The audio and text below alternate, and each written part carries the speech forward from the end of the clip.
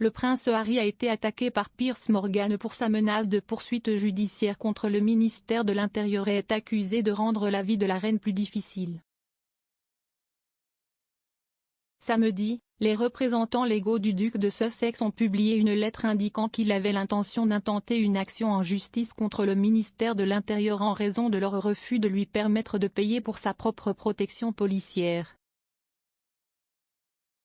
Piers Morgan a maintenant fustigé le duc, affirmant que le royal se comporte comme un hypocrite et honté lors d'une attaque sauvage. Dans un article d'opinion, M. Morgan a déclaré que Harry se comporte comme un hypocrite et honté, trompé et terriblement intitulé avec son action en justice prévue. Écrivant dans The Sun, il a déclaré « S'il met sa menace à exécution, ce sera la première fois qu'un membre de la famille royale poursuivra le gouvernement de Sa Majesté et, bien sûr, causera à la reine un autre mal de tête massif au pire moment possible. » Le représentant légal de Harry a déclaré samedi dans un communiqué, « Le Royaume-Uni sera toujours la maison du prince Harry et un pays dans lequel il veut que sa femme et ses enfants soient en sécurité. » Avec le manque de protection policière, le risque personnel est trop grand. Le duc et la duchesse de Sussex financent personnellement une équipe de sécurité privée pour leur famille, mais cette sécurité ne peut pas reproduire la protection policière nécessaire au Royaume-Uni. En l'absence d'une telle protection, le prince Harry et sa famille ne peuvent pas retourner chez lui. La famille royale néerlandaise s'éloigne de l'élément traditionnel au sujet des liens coloniaux, impossible de réécrire le passé. La famille royale néerlandaise a annoncé qu'elle cesserait d'utiliser sa calèche dorée jusqu'à ce que les Pays-Bas soient prêts à surmonter leur passé colonial. Le roi Willem-Alexander, 54 ans, a révélé que la famille royale néerlandaise n'utiliserait pas le Golden Coach, connu sous le nom de The Raudencut, lors d'un clip vidéo téléchargé sur la chaîne YouTube de la famille. La voiture, qui n'a pas été utilisée depuis 2015 car elle est en cours de restauration, était traditionnellement utilisée par les monarques à leur arrivée pour l'ouverture annuelle du Parlement à La Haye. Cependant, l'un des panneaux affichait un hommage des colonies. Selon le musée d'Amsterdam, le panneau montre une femme blanche assise recevant des cadeaux par des personnes de couleur, dont certaines sont agenouillées. C'est une allégorie qui exprime la relation entre les Pays-Bas et les régions coloniales de l'Est, Indonésie, et de l'Ouest, Suriname et les anciennes Antilles néerlandaises, y compris les îles de Curaçao et Aruba. Willem-Alexander, qui a succédé à sa mère Béatrix, âgée de 83 ans, en tant que monarque après son abdication en 2013, a déclaré aux 33 000 abonnés de la chaîne « Notre histoire contient de nombreuses raisons d'être fiers ». En même temps, il propose également du matériel d'apprentissage pour les défauts à reconnaître et à éviter à l'avenir. Vrai nom de la princesse Michaël de Kent. Pourquoi Royal a été forcé de prendre le titre masculin? La princesse Michaël de Kent fête aujourd'hui ses 77 ans. Mais qui est la royale, et pourquoi détient-elle un titre masculin? La princesse Michaël de Kent fête son 77e anniversaire le 15 janvier 2022. Le membre de la famille royale, cependant, n'est pas né en tant que princesse Michaël. Au lieu de cela, elle porte en fait le nom de son mari, le prince Michaël de Kent. Le prince Michaël est le cousin germain paternel de la reine Elisabeth II et le petit-fils du roi George V et de la reine Marie.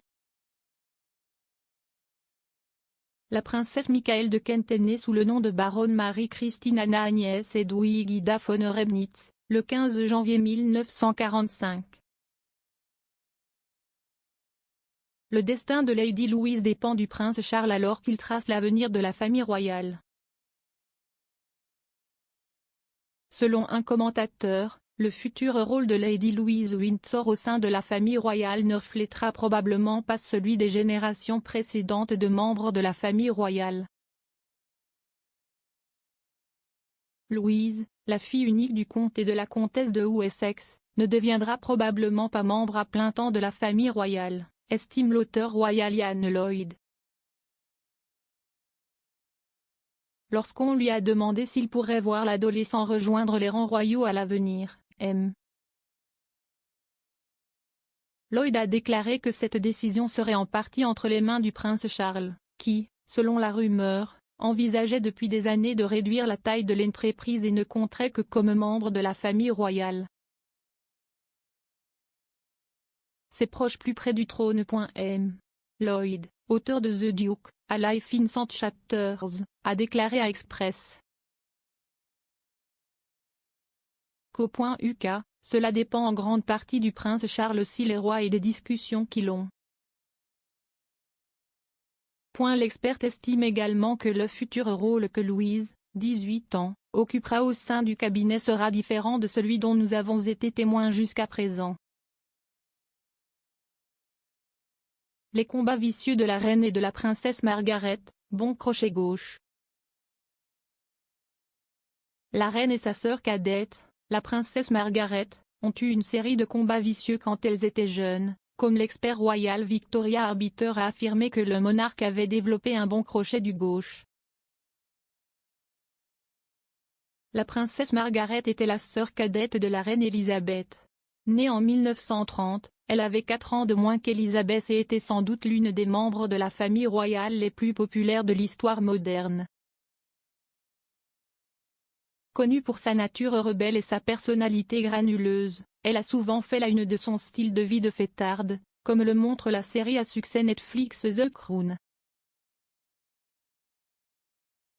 L'émission met également en lumière la relation parfois difficile que la reine entretenait avec sa sœur. Le couple est devenu extrêmement proche après que leur père, le roi George VI, est monté sur le trône en 1936.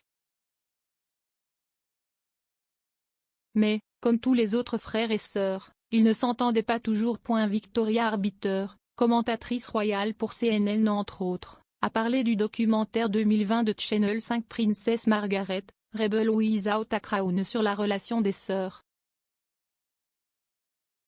Harry et Meghan souhaitent retourner au Royaume-Uni cette année avec Archie et Lilibet très clair. Le désir du prince Harry de retourner au Royaume-Uni avec sa femme Meghan Markle et leurs enfants a été clairement exprimé dans une lettre publiée samedi par ses avocats. Le duc a lancé une bataille juridique contre le ministère de l'Intérieur du Royaume-Uni dans le but de pouvoir payer la sécurité de la police pour lui-même et sa famille pendant son séjour en Grande-Bretagne. Le prince Harry a quitté ses fonctions royales il y a 2 ans et réside maintenant en Californie avec Meghan et leurs 2 enfants Lilibet et Archie. En tant que membre non actif de la famille royale, sa protection policière a été supprimée. La déclaration des avocats de Harry contenait l'affirmation selon laquelle il est dangereux pour lui et sa famille de se rendre au Royaume-Uni sans protection policière. Banni pour toujours. Le prince Andrew dépouillé de ses titres pour être tenu à l'écart des plans du jubilé.